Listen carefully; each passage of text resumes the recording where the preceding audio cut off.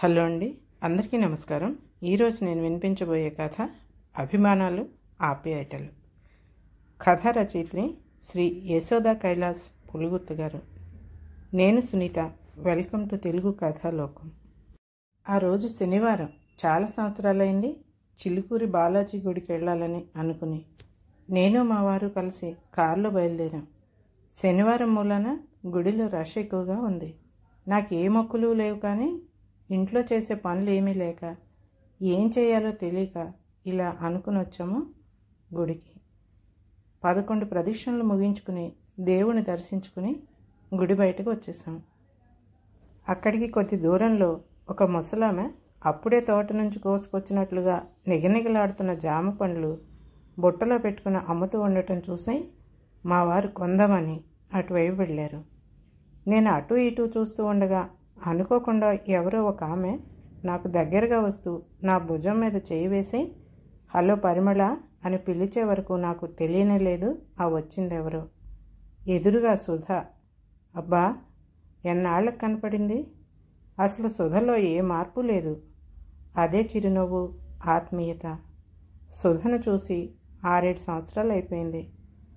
ఏ మాత్రం మారని సుధ అలాగే అమాయకంగా ఒద్దికగా చిరునవ్వు నవ్వుతూ కనపడింది. నాలోనే మార్పు వచ్చింది. ఆ మధ్య ఆఫీస్లో నాతో కలిసి పనిచేసిన రత్నమాల నన్ను చూసి ఏంటే ఎలా ఉండేదానివి, ఇలా అయిపోయావేంటి అంటూ ఆశ్చర్యపోయింది. చెప్పాలంటే వయసుకు మించిన దానిలాగా ఏదో పోగొట్టుకున్నట్లుగా కనిపిస్తున్నానట. సుధ నా చేతులను ఆప్యాయంగా స్పృశిస్తూ ఎలా ఉన్నావు పరిమళ, బావగారు ఎక్కడా, మీ పిల్లలు ఎక్కడున్నారు అంటూ ఎడతెరిపి లేని ప్రశ్నల వర్షం కురిపించింది. నేను నా గురించి చెప్పాక తన వివరాలు కూడా చెప్పింది. ఏదైనా మొక్కుకున్నావా అని అడిగితే అవునంటూ చిరునవ్వు నవ్వింది. సుధ పరోపకార జీవి. తన కోసం కాకపోయినా తన బంధువులు ఆత్మీయుల విషయంలో కూడా దేవుడికి మొక్కుకుని ఆ మొక్కులను తీర్చుకునే విశాల హృదయరాలు. ఈలోగా మా వారు వస్తే ఆయన కూడా పలకరించి వాళ్ళ ఇంటికి మేమిద్దరము తప్పక రావాలని మరీ చెప్తూ సుధ తన ఫోన్ నెంబరు, ఇంటి అడ్రస్సు చెప్పి సెలవు తీసుకుని వెళ్ళిపోయింది. సుధ కుటుంబం, మా కుటుంబం విద్యానగర్లో 8 సంవత్సరాలు ప్రక్కనే ఉండేవాళ్ళం. అప్పటికి మేము స్వంత ఫ్లాట్ కొనుక్కోలేదు. మా పిల్లలు చదువుల్లో ఉన్నారు. తర్వాత మేము సోమాజిగూడలో మంచి సెంటర్లో 3 బెడ్రూమ్ అపార్ట్మెంట్ కొనుక్కుని వెళ్ళిపోయాం. అప్పటి నుండి నాకు సుధతో సంబంధం పూర్తిగా తెగిపోయింది. ఇన్నాళ్ళకి అనుకోకుండా తను తటస్థపడింది.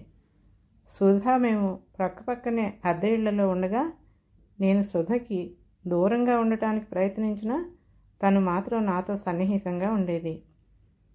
సుధ ఆలోచనలు, అభిప్రాయాలు ఎందుకో నాకు నచ్చేవి కావు. నాకు నచ్చని వ్యక్తులు నాకు దగ్గరగా ఉండటానికి కూడా ఇష్టపడను నేను. మాది ఉమ్మడి కుటుంబమే. మొదట్లో నా పెళ్ళై అత్తవారింటికి వచ్చినప్పుడు మా వారి అన్నదమ్ములు, అక్క చెల్లెళ్ళు, మా అత్తగారు, మామగారే కాకుండా ఆయన బాబాయ్ పిల్లలు, మేనత్త పిల్లలు కూడా ఉండేవారు. ఇక రోజు వచ్చేపోయే బంధువుల మాట చెప్పనే అక్కర్లేదు. ఇల్లు ఒక తిరునాళ్ళలాగా ఉండేది. వంటలు, వార్పులు, భోజనాలు ఇవి తప్పిస్తే మరో లోకం నాకు అక్కడ కనిపించేది కాదు. నాకు పెళ్లికి ముందు కొన్ని ఖచ్చితమైన అభిప్రాయాలు ఉండేవి. ఉమ్మడి కుటుంబంలో ససేమిరా ఉండకూడదని, మాకంటూ ఓ అందమైన పొదరిల్లు ఏర్పరచుకుని అందులో నేను, మావారు, మా పిల్లలే ఉండాలని ఇలా ఎన్నో ఆలోచనలు ఉండేవి. కానీ అదేంటో భగవంతుడు మనకి ఇష్టం లేని పనులే జరిపిస్తాడు. నా విషయంలో కూడా అదే జరిగిందని అనుకుంటాను. దాని ఫలితమే పెళ్ళైన కొద్ది కాలానికే వేరే కాపురం పెడదామని మా వారిని శతవిధాలా పోరటం, వీలు కాదని చెప్పిన మా వారి మీద అలకలు, సత్యాగ్రహాలతో సహా ఎన్ని ప్రయత్నాలు చేశానో అన్నీ చేశాక చివరికి నా మనసుని మా అత్తవారే గ్రహించి వాళ్లే మమ్మల్ని వేరే ఉండమని చెప్పేశారు. వాళ్లతో శాశ్వతంగా బంధం తెగిపోయింది. నేను అనుకున్నది సాధించే వరకు నిద్రపోను. అలా అని నిరుత్సాహపడిపోను కూడా. ఆశతో, ఓపికతో పోరాడుతూనే ఉంటాను. చివరకు సాధిస్తాను. అలా మేము విడిగా విద్యానగర్లో ఒక ఇంట్లోకి అద్దెకి దిగాం. తర్వాత నాకు 2 పిల్లలు పుట్టి వాళ్ళు స్కూళ్లలో చదువుకుంటున్న సమయంలో సుధా వాళ్ళు మా పక్కనున్న ఇంట్లో దిగారు. వాళ్ళది చాలా పెద్ద కుటుంబం. వాళ్ళ అత్తగారు, మామగారు, మరుదులు, ఆడపడుచులే కాకుండా సుధ వాళ్ళ పినమామగారి పిల్లలు కూడా ఉండేవారు మా అత్తవారింట్లో లాగా. అయితే సుధ చాలా అమాయకురాలు. నా స్వభావానికి విరుద్ధం. అమాయకంగా నెమ్మదిగా ఇంట్లో వారికి అన్ని సేవలు చేస్తూ ఎప్పుడూ హడావుడిగా ఉండేది. ఏనాడు ధూమ్ధాములు లేకుండా ప్రశాంతంగా తన బాధ్యతలు నిర్వహించే సుధ పట్ల నాకు చాలా అసహనంగా ఉండేది.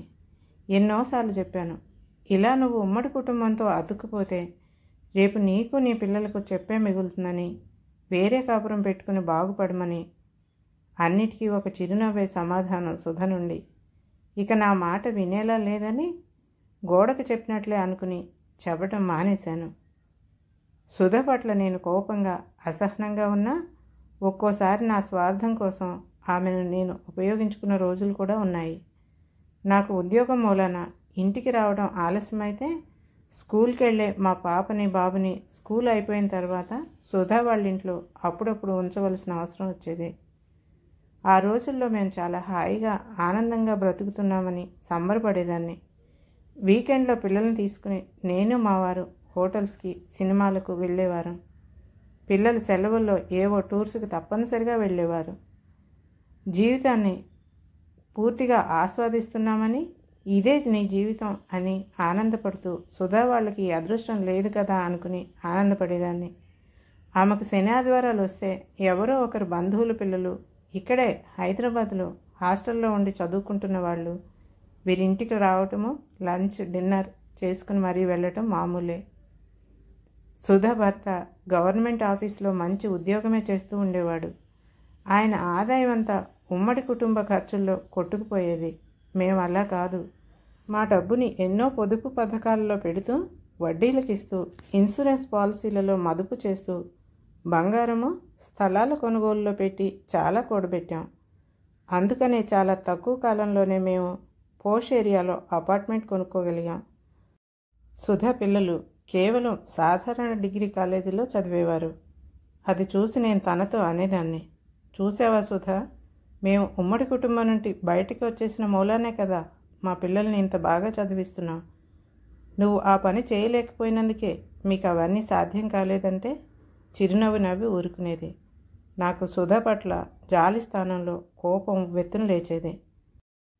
మేము మా స్వంత అపార్ట్మెంట్కి వచ్చేసిన కొద్ది కాలానికి మా పిల్లల కాలేజీ చదువులు అయిపోయాక వాళ్ళని అమెరికా పంపించి పెద్ద చదువులు చదివించాం. వాళ్ళు పెద్ద పెద్ద ఉద్యోగాలలో అక్కడే స్థిరపడ్డారు. మేము సిటీలో ప్రైమ్ ఏరియాలో 2 ఫ్లాట్స్ కొన్నాం. ఈ క్షణాన అమ్మేసిన 2 కోట్ల పైగా డబ్బు వచ్చి ఒళ్ళో వాలుతుంది. మా పిల్లలిద్దరూ అమెరికాలో వాళ్లకు నచ్చిన వారిని వివాహాలు చేసుకున్నారు. ఎవరి జీవితాలు వారివి. Busy life. ఎప్పుడో వారానికో 10 రోజులకో ఫేస్ టైంలో చూసుకోవటం, మాట్లాడుకోవటం. నేను మా వారు రిటైర్డ్ జీవితాన్ని మా ఇంటి 4 గోడల మధ్య అనుభవిస్తున్నాం. ఏ బంధువులు మా ఇంటికి రారు. మా అత్తగారి ఇంటి వైపు వారు అయితే అసలే తొంగి చూడరు. మేము సంపాదించుకున్న డబ్బులు చాలా ఉన్నాయి. జీవితమంతా హాయిగా కూర్చొని తిన్నా సరిపోయేటన్ని డబ్బులున్నాయని, విడిగా వచ్చేయటం మూలనే ఇవన్నీ సాధ్యం అయ్యాయని, లేకపోతే మా సంపాదన అంతా ఉమ్మడి కుటుంబంలో ఏరులా పాకి ఇప్పుడు ఇబ్బంది పడుతూ ఉండేవాళ్ళమని నేను అనుకుంటాను కూడా. రిటైర్డ్ జీవితం అంటే విలాసంగా జీవించాలనే నా అభిప్రాయం. చాలామంది రిటైర్ అయ్యాక అత్యంత పొదుపుగా జీవిస్తారు. కానీ మేము ఇప్పుడు మాత్రం విమానాల్లోనే ప్రయాణం. సంపాదన ఉన్నప్పుడు, రిటైర్ అయ్యాక కూడా ఒకటే జీవన విధానం మాది. పాపం సుధ ఉన్నదంతా ఖర్చు పెట్టేసి సొంత ఇల్లు కూడా ఏర్పరచుకుని ఉండదు.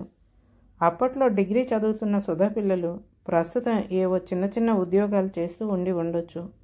ఏమిటో ఒక్కొక్కసారి మాకేంటి అని అనుకున్నా, ఇంట్లో నేను మా వారు ఒకరి ముఖాలొకరు చూసుకుంటూ ఉండాలి. ఇప్పుడు ఎన్ని సినిమాలు చూసినా, టూర్లు తిరిగి వచ్చినా చివరికి ఇంట్లో ఇద్దరమే.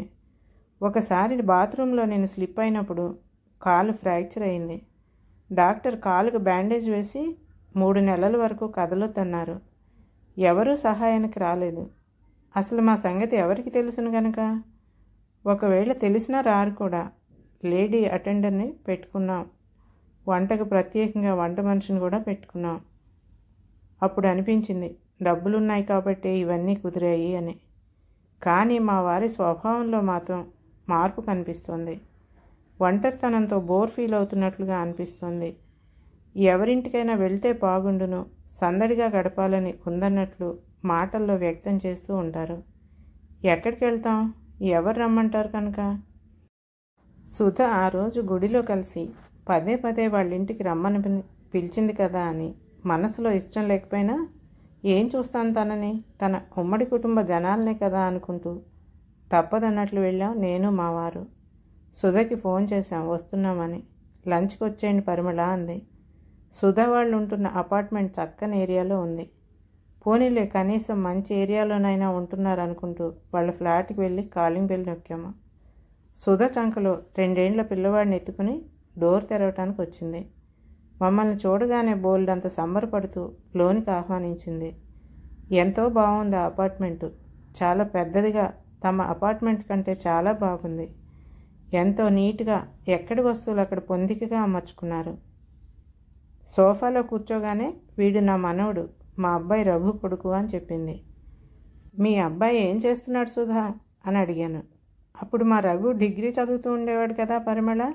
డిగ్రీ అవగానే వాడికి బరోడాలో ఒక ఫెర్టిలైజర్ కంపెనీలో ఉద్యోగం వచ్చింది. మా చిన్న మరిది రామం నీకు తెలుసు కదా, మా దగ్గరుండి చదువుకునేవాడు. ఆ తర్వాత అతనికి ముంబైలో చాలా మంచి ఉద్యోగం వచ్చింది. మా మరిది మా వారితో అప్పుడే మన రఘుకి ఉద్యోగం ఏమిటన్నయ్యా అంటూ మాన్పించి ముంబైలోనే తన దగ్గర ఉంచుకుని మా వాడితో అక్కడే యూనివర్సిటీలో MBA చదివించాడు. ప్రస్తుతం ఇక్కడే JP మోర్గాన్ సంస్థలో మంచి ఉద్యోగం చేస్తున్నాడు. మా కోడలు కూడా కాలేజీలో లెక్చరర్. మేమంతా కలిసే ఉంటున్నాం అని చెప్పింది.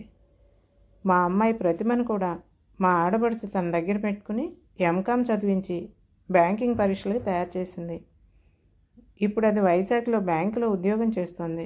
పెళ్ళయింది. వాళ్ళ అత్త మామగారు అందరూ కలిసే ఉంటున్నారని చెప్పింది. ఈలోపు పెద్దమ్మ అంటూ ఒక 18 సంవత్సరాల అమ్మాయి లోపల నుండి వచ్చింది. ఆ అమ్మాయిని పరిచయం చేస్తూ మా రెండవ మరిది కూతురు శ్రావ్య ఇక్కడే ఇంజనీరింగ్ కాలేజీలో సీట్ వచ్చింది. బయట ఎక్కడో ఉండి చదువుకోవటం ఏంటని మా ఇంట్లోనే పెట్టి చదివిస్తున్నా అని చెప్పింది. శ్రావ్య విషయంలోనే ఆ అమ్మాయికి ఈ ఊళ్ళో కాలేజీలోనే సీట్ రావాలని, వస్తే తను చిల్లుకూరి బాలాజీకి 108 ప్రదక్షిణలు చేస్తానని మొక్కుకుని ఆ మొక్కు తీర్చుకునే సందర్భంలోనే పరిమళను అనుకోకుండా కలిసినట్లు చెప్పింది సుధ. నేను చెప్పలేదు మా సుధ పరోపకార జీవి అని. వాళ్ళ మరుదులను ఆడబడుచును వీళ్ళే దగ్గరుంచుకుని చదివించి పెళ్ళిళ్ళు చేశారు. ఆ కృతజ్ఞతాభావంతో తిరిగి అన్నగారి పిల్లలను కూడా వాళ్ళు తమ దగ్గర పెట్టుకుని పోస్ట్ గ్రాడ్యుయేషన్ చదివించారు.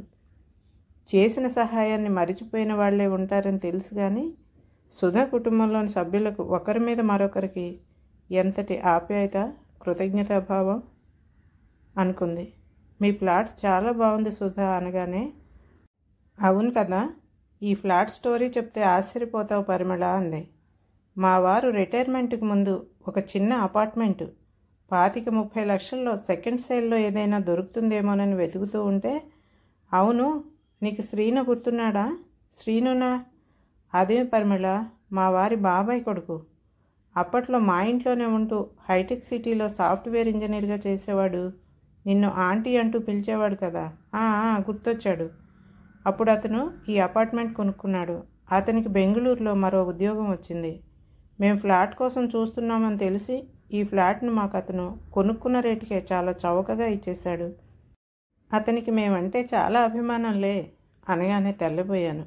ఇంత పెద్ద ఫ్లాట్, తమకంటే విశాలమైనది, లగ్జరీ అపార్ట్మెంట్ కేవలం 25-30 లక్షలకి ఎవరిచ్చేస్తారు? ప్రస్తుతం ₹1,00,00,000 పైనే విలువ పలుకుతోంది. అసలే నా బుర్ర ఆర్థికపరమైన మదుపులతో రాటు తేలిపోయింది. అయితే సుధా, నీ టైంపాస్ ఏంటి అనగానే అదే చిరునవ్వు. ఏముంది పరిమళ, కొడుకు కోడలు మేమంతా కలిసే ఉంటున్నాం కదా. వాళ్ళంతా ఆఫీసులు ఉద్యోగాలంటూ బయటికి వెళ్ళిపోతారు. నేను మా వారు ఖాళీనే కదా. ఇదిగో ఈ పిల్లలకి ఈ విధంగా సహాయపడుతూ కాలక్షేపం చేస్తున్నాం అంది. రోజు ఇంటికి ఎవరో ఒకరు బంధువులు వచ్చేళ్తూనే ఉంటారు. కోడలు కూడా ఉద్యోగస్తురాలు. ఇదిగో నాకు చేతనైన సాయం చేస్తాను. ఈ పసివాడు నా మనవడు చాలు నాకు. ఎక్కువ సమయం ఇంట్లోనే గడిచిపోతుంది. బయటకు వచ్చేది చాలా తక్కువ అని చెప్పింది. మా వారైతే సుధ మాటలకు కళ్ళు వెడల్పు చేసుకుంటూ మరీ వింటున్నారు. సుధ మీద జాలి అనిపించింది. ఈ వయసులో కూడా ఇంతగా కష్టపడుతున్నారు. వారింటి నుండి వీడ్కోలు తీసుకుంటుంటే సుధ అంది మాతో, అప్పుడప్పుడు వస్తూ ఉండండి అని. ఆ ఆప్యాయతకి మా వారి కళ్ళల్లో మెరిసిన మెరుపులు నా దృష్టిని దాటలేకపోయాయి. 1-2 రోజులు మా ఇంట్లో ఉండండి పరిమళ అన్న మా వారి వెంటనే ఒప్పేసుకునేలా అనిపించింది. ఆప్యాయతకు అభిమానానికి అలమటించిపోతున్న వ్యక్తిలా అనిపించారు. మా ఇంటికి తిరిగి వచ్చేస్తున్నప్పుడు నాలో కూడా ఏదో మార్పు, నా ఆలోచనలలో నాకు తెలియకుండానే మార్పు. సుధ ఎంతో సంతోషంగా ఉంది. తనకంటే నేనే తెలివైన దాన్నని, నా ఆలోచన విధానమే చాలా గొప్పదని, దీపం ఉండగానే ఇల్లు చక్కబెట్టుకోవాలని, ఉమ్మడి కుటుంబ వ్యవస్థ నుండి తెలివిగా బయటకు వచ్చేసామని మురిసిపోయాను. అహర్నిశలు నా ప్రణాళికలు, ఆలోచనలతో డబ్బునంతటినీ అనేక చోట్ల మదుపు పెట్టాము. నా పిల్లలు గొప్ప గొప్ప చదువులు చదువుతున్నారని, అమెరికా వెళ్తారని, సుధ పిల్లల్ని కేవలం డిగ్రీలే చదివిస్తోందని అనుకునేదాన్ని. ఇప్పుడు సుధ పిల్లలు ఎందులోనూ తీసిపోయారు. చక్కని చదువులు, ఉద్యోగాలలో స్థిరపడ్డారు. ముఖ్యంగా కంటికి ఎదురుగా ఉన్నారు. చక్కని ఫ్లాట్ కొనుక్కుని సుధ ఎంతో సంతోషంగా ఉంది. ఇంటి నిండా ఆప్యాయంగా పలకరించే తన వాళ్ళు, ఏ అవసరానికైనా మేము ఉన్నామని ఆరాటపడే బంధువులు, ఎంతో ఆనందంగా క్షణం తీరిక లేకుండా అంతా తానే తిరుగుతోంది. కానీ నేను, మా వారు, మా ఇంటి మీద పొరపాటును కూడా ఏకాకి వాలదు. మేము బ్రతికున్నామో లేదో కూడా ఎవ్వరికీ తెలియదు. తెలుసుకోవాలన్న అవసరం కూడా లేదు ఎవరికి. దీనికి అంతటికీ ఒకటే కారణం కళ్ళెదుట కనిపిస్తోంది పరిమళకు. తన ప్రణాళికలకు, పొదుపు పథకాలకు కారణం తన తెలివితేటలు, ముందు చూపే అని గర్వపడింది. అందరితో కలిసి ఉంటే ఇవన్నీ సాధ్యం కాదనుకుంది. ఆ పెట్టుబడులకు కాలపరిమితి దాటిపోయాక ఇప్పుడు కళ్ళు తెరిచి చూస్తే తాను, తన భర్త ఇద్దరు కూడా ఏకాకులుగానే మిగిలిపోయారు. ఎలా ఉన్నారన్న ఒక్క ఆత్మీయ పలకరింపు కూడా తాము నోచుకోలేదు. తాము ఎన్ని కోట్లు సంపాదిస్తే మాత్రం ఎవరు ఆనందిస్తారు? కానీ సుధ మాత్రం తన పెట్టుబడులను మనుషుల ఆప్యాయతలు, అభిమానాలపైన మదుపు చేసింది. వీటికి కాలపరిమితి లేదు. వాటి మీద రాబడి అలా ఎప్పటికీ పునరావృతం అవుతూనే ఉంటుంది. ఎవరో అన్నట్లుగా అభిమానాలు, ఆప్యాయతలు మీతో ఉన్నప్పుడు భగవంతుని ఆశీర్వాదాలు కూడా వాటితోనే ఉంటాయన్నది నిజం అనిపించింది. పరిమళ మనసంతా ఏదో తెలియని ఆవేదన ఆవహించగా ఆమె కళ్ళ నుండి 2 కన్నీటి చుక్కలు చెక్కిల మీదుగా కిందికి జారిపడ్డాయి. కథ సమాప్తం. ఈ కథ కనుక మీకు నచ్చినట్లయితే లైక్ చేయండి, షేర్ చేయండి మరియు సబ్స్క్రైబ్ కూడా చేయండి.